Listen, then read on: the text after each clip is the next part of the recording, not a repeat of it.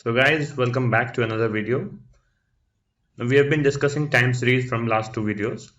In the first video we had done the theory, and in the previous video we had done one assignment on time series. Now we'll take our learning one step further, and in this video we'll be doing one more assignment on time series to develop a good understanding on this topic. So let's get straight into the overview of the problem that is given here. It says, as an analyst at a multinational hotel corporation such as Marriott or Four Seasons, the management has asked us to do some revenue forecasting. Basically, management wants to plan out a 2-year project, but to better manage their cash flows, they have asked the business analytics team to provide them with revenue projection so that they can make better decisions during different phases of the project. So they have given us the sales data in the attached dataset on which we will have to work. So let's see what question 1 has to say. Question 1 says, read in the dataset and turn it into a time series with the TS function. Then plot the time series and explain what feature looks most interesting to you. So let's first store the data into the variable hotel underscore data. Then we'll check the structure. So as you can see, it is a monthly sales data for a hotel. There are 3 variables: month, year, and sales. Now as the question says, create a time series object for sales. So we will use TS function. The first argument will be sales, which is our dependent variable. Then second argument will be starting year, that is 2004. It is given in the data. If you want to check, you can check, but I have already checked it, so I am mentioning 2004 directly. Then we will mention frequency, which is equal to 12, as it is a monthly data. Then run this and store it in the variable hotel underscore data.ts. After this, we can plot the data using the plot function. And here you can see the plot is there on the screen. Now we will refer to the explanation given here for the plot. It says, from the above plot, we can see that there is an apparent sequential structure in the data. It seems from the plot that a rising trend is present in the data. The presence of crest and trough can be an evidence of seasonality as well. However, based on the plot, we shall not conclude anything and just treat the plot as indicative and further inspect the data to estimate trend seasonality if they are present. So we will move to the next question, which is asking us to decompose the series and then plot it and then provide an explanation. So we will use decompose function here. Give a time series object as the first argument and we will perform additive decomposition. Then we can run this and store it in the variable hotel underscore data.dec. After this, we can plot it. And here, as you can see, the decomposed time series is plotted on the screen. Now let's read the explanation of the plot given here. It says, by looking at the plot, we can see that the presence of trend and seasonality is there. So you can see in the plot, the trend and seasonality component is there. We can further deduce from the plot that seasonality is repeated over every year.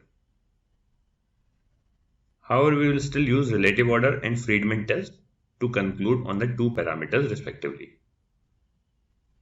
Again, we will not conclude anything from these plots, but only treat these plots as indicative, and we will carry out the test to check and estimate the trend and seasonality component. However, in the previous assignment, we have already seen how to check, estimate, and eliminate trend and seasonality. So we will not be doing again in this assignment, and we will straight away move to the next question. Question 3 says, use a Holt-Winters smoothing procedure with the Holt-Winters function and then plot the residuals and make a histogram of them. Also describe the residuals. So we had already discussed Holt-Winters smoothing in our first video where we had discussed the theory. So let's see how do we implement this in R. The first argument for Holt-Winters function is the data, which is stored in hotel underscore data.ts. Now you don't have to give the decomposed data, give the time series object directly. the hold winters function will perform the decomposition on its own. Then the second argument will be seasonal, which is basically the type of model. So we are using additive modeling. Then we can run this and store it in the variable hotel_data.hold. After this, we can plot it. Now the plot is there. Let's refer to the explanation given here. First point says, by default, hold winters function makes forecast for the time period covered by the original time series. However, we can use the forecast.holdWinters function in the forecast packet to make forecast for further time points in future. So let's forecast for 2 years and then plot the residuals. So first we will load the library forecast. You will get all these messages. You can just ignore them. Or as I mentioned earlier, while writing the code, within the chunk, in the curly brackets, you can mention message is equal to false and warning is equal to false, so that these messages will not appear. So after loading the library, we will call the forecast.holdWinters function, which is a part of forecast library. So we will use colon sign as shown here to call a particular function from a particular package. So the first argument for the function is our model, and the period of forecast is 24, which is 2 years. So we can run this and store it in the variable hotel_data.hold.forecast. After this, we can plot it using the plot function. And as you can see, our time series data along with the forecast is shown here on the screen. The part shown in blue color is our forecast. So that is how you use hold winters function. Now after making the forecast, we will move ahead to the next step and check the assumptions of our residuals. So the first assumption is the normality assumption. We will check normality assumption by plotting the histogram of residuals. So we can simply use the hist function, give the residuals by subsetting it from the hotel_data.hold.forecast variable, which has the forecasted results, and this will return the histogram. Now if you see the explanation, it says, from the above residual histogram, we can see that it is almost normally distributed. After this, we will check the second assumption, which is for the constant variance. So we will check this assumption by plotting the residuals using the plot function. So again, we will subset the residuals from the forecasted results and then pass it through the plot function. This will give us the plot of residuals. Now again, looking at the explanation, it says, we can see from the residuals plot that the variance is varying. However, it is constant over the entire time period. Hence, assumption for constant variance holds good. This suggests that the exponential smoothing method provides an adequate predictive model for our data. So that is how you use the hold winters function, and then also check the two assumptions. Now it says there is an alternate method available. There are different methods of forecasting, and one method is linear regression. So let's see what question 4 says. Question 4 says, perform a linear regression on the time series with the LM function like normal, and then plot the residuals of the model and make a histogram of the residuals of the model, and then explain your results. So to perform linear regression, our dependent variable will be our time series object, which is stored in hotel_data.ts, and it will be regressed onto the time at which our series is sampled.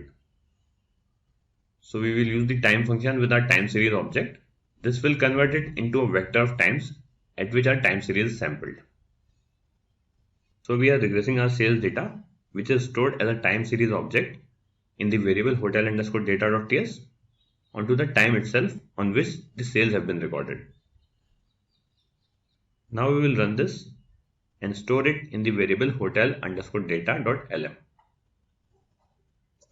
After this, as usual, we can check the summary of our model using the summary function. And as you can see, the summary output is printed here. Now summary output is exactly the same as we saw in other linear regression models. So I'm not going to explain this, and I'll move forward to the next step. In the next step, we will check the two assumptions. So first we are checking for the constant variance. So we will plot the residuals using the plot function. And as you can see, the plot is printed here.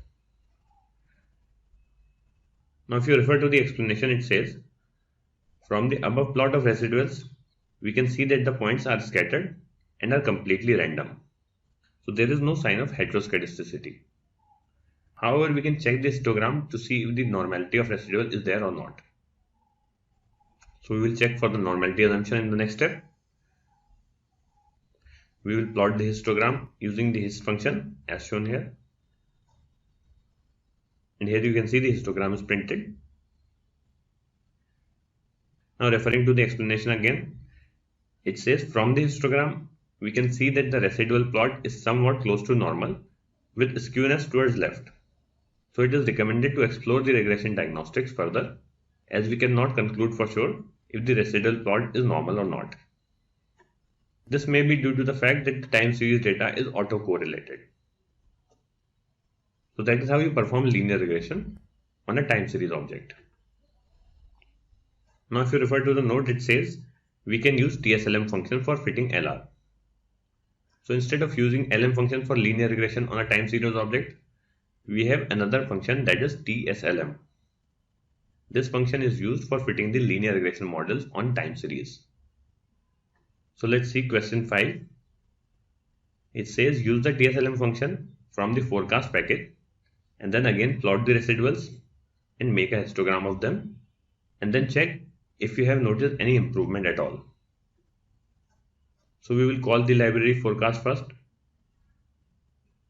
Then we will use the TSLM function. The first argument here will be the time series object. And the dependent variable here will be trend plus season. So that is how we give the dependent variable to perform linear regression using TSLM function. We will run this and store it in the variable hotel_data.tslm. After this, we can check the summary using the summary function. And now we can see the explanation to understand the results better. The first point says we modeled the trend and seasonality in our model and modeled it as additive model. We could also have fitted multiplicative model. In that case, we have to set lambda is equal to 0. Then Box-Cox transformation would have applied and output is taken as log y. Third point says we can also model polynomial trend as well, similar to linear regression. We will simply add another term as I bracket open trend square and then bracket closed. The next point says TSLM creates a categorical variable which will represent season for each observation, and then the categorical variable will be converted into dummy variable. We have annual seasonality, hence each year will be considered as one season, and we will have 11 dummy variables from 2004 to 2015. So in our case, we have modeled using linear trend and 11 dummy variables for seasonality. So that is the reason if you refer to the coefficients in the output, you will find there is one coefficient for trend and 11 coefficient for seasonality. And rest of the output is similar to the output of linear regression. So there is no point of explaining it. Now the last point says regression equation remains same in regression model. So this we had discussed earlier as well. Our dependent variable is sales and our independent variable is the time on which the sales are recorded. Now as usual, we will check the two assumptions. So first we will check the assumption for constant variance. So we will plot the residuals. And as you can see in the explanation, from the above plot, we can see that the variance in the residual is constant and the assumption of constant variance holds good in this case. Then move ahead and check for normality assumption. So we will plot the histogram for residuals. Now in the explanation it says the histogram is somewhat normal, if not completely normal, and we can say that there is some improvement in the model by using the TSLM function compared to the previous linear regression model. Now let's move to the next question. It says which model is best amongst the models built above and why. So the answer is the model built from Holt-Winters smoothing method has a normally distributed residuals with constant variable. And the model built using regression with dummy variables also has close to normal residuals with constant variance. Hence both these models are fine. However, the accuracy of the model has not been tested and is to be tested using the train and test holdout. The intent here was not to test the accuracy of the model, rather this assignment was meant to explain the process of time series modeling. So once we create the model on the training part and then test it on the test data, then the model with better results in the train and test holdout shall be considered as the best model. Now let's move on to the next question. It says make a prediction for the next 24 months using TSLM model. So we will use the forecast command, give our model as the first argument, and then give 24 as the forecasting period. We will run this and store it in the variable predict. Then we can print our results as shown here.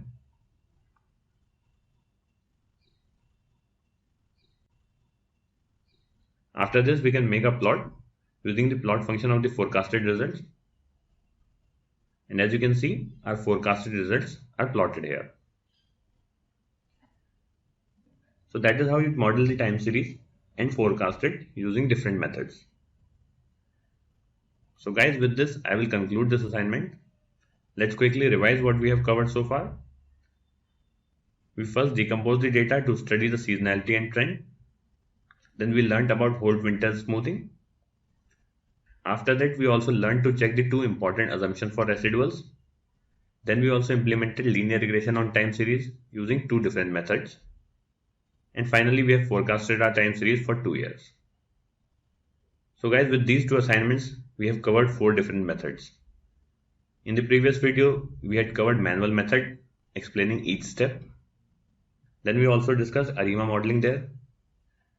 And in this assignment, we have learned Holt-Winters and linear regression. Now guys, there is a lot more to cover on time series.